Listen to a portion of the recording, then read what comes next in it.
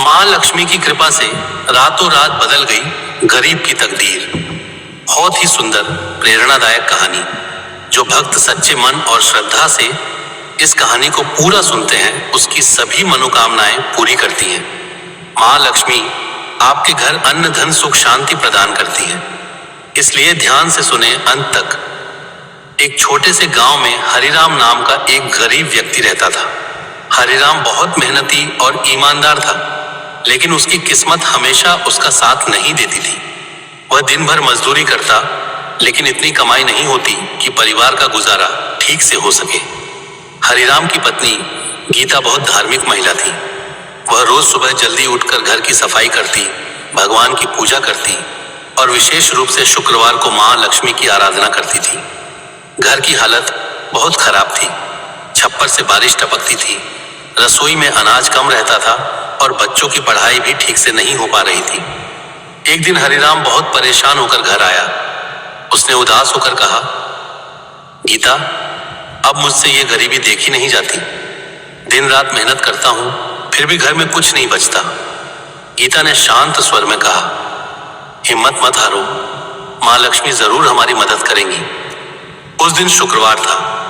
गीता ने घर को साफ किया और मिट्टी के छोटे से दीपक में तेल डालकर मां लक्ष्मी की तस्वीर के सामने दीपक जलाया। उसने हाथ जोड़कर कहा, मां लक्ष्मी, हम गरीब जरूर हैं, लेकिन आपकी भक्ति सच्चे दिल से करते हैं। कृपा कर हमारे घर में सुख समृद्धि लाएं।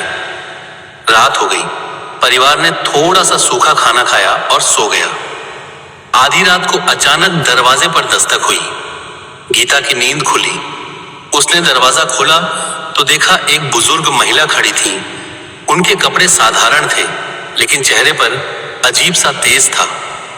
महिला ने धीरे से कहा, बेटी, मैं बहुत दूर से आई हूं, रात भर रुकने की जगह मिल सकती है?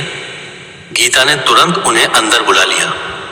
घर में ज्यादा कुछ नहीं था, फिर भी गीता ने बचा हुआ खाना उन्हें दे दिया। बुजुर्ग महिला ने खाना खाया और मुस्कुराकर बोली, तुम खुद गरीब हो, फिर भी मेरी इतनी सेवा कर रही हो। गीता ने विनम्रता से कहा, मां, अतिथि भगवान का रूप होता है। महिला बहुत खुश हुई। उन्होंने जाते जाते कहा, तुम्हारी भक्ति और दया देखकर मैं बहुत प्रसन्न हूं। सुबह होते ही तुम्हारी तकदीर बदल जाएगी। इतना कहकर महिला चली गई। सुबह जब हरिराम उठा तो उसने देखा कि घर के बाहर गांव के मुखिया खड़े हैं। मुखिया ने कहा, हरिराम, शहर के एक व्यापारी को ईमानदार आदमी की जरूरत है। मैंने तुम्हारा नाम बताया है। अगर तुम चाहो तो आज ही काम शुरू कर सकते हो। हरिराम खुश हो गया। उसने तुरंत काम स्वीकार कर लिया। कुछ दिनों में हरिराम की मेहनत और ईमानदारी देखकर व्यापारी बहुत प्रभावित हुआ। उसने हरिराम को दुकान की जिम्मेदारी दे दी। उधर गीता घर की सफाई कर रही थी, तभी उसे मां लक्ष्मी की तस्वीर के पास एक छोटी सी थैली मिली।